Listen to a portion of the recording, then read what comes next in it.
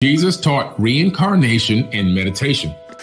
The more we read the Emerald Tablets, we realize readily that the connection between Thoth and Jesus is there.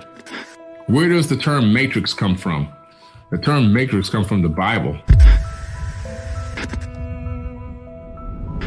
The flight into Egypt is a biblical event described in Matthew 2:13 through 23. The Magi learned that King Herod intended to murder the infants within that area, and soon after, Joseph saw an angel in a dream which told him to flee to Egypt with Mary and his infant son, Jesus, also known as the accurate name, Yeshua.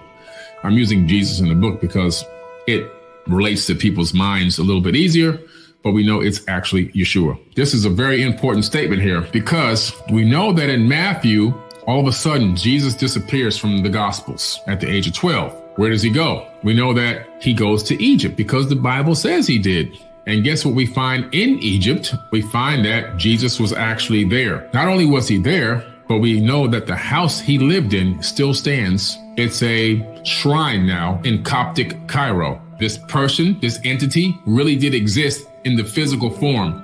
It wasn't just some kind of thought thing. It was real. This was a real person. For those of you who were wondering, this was a real person that existed with flesh and blood. He put on his pants one leg at a time, just like we did. Pretty interesting. Now, he was a virgin birth. How do we know about the time he spent in Egypt? Well, there's this book called The Gospel of the Holy 12. And I have these Gospels as well. They're very little known, hard to find gospel. The Gospel of the Holy 12. What's interesting is these scriptures were omitted from the Bible. These verses, they were left out.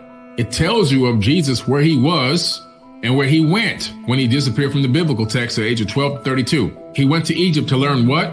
The Egyptian mysteries. From who? Who was the original creator of the mystery schools? Thoth, the Atlantean priest king. This could be why, when you see as I go through this, his words are extremely similar to those words of Thoth written in what?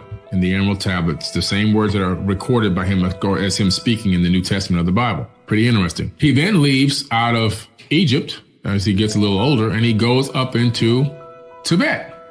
What does he go to Tibet to do? He goes to learn Reiki healing and Qigong healing with his hands and his body and how to move energy throughout the body, which is confirmed by the Dalai Lama.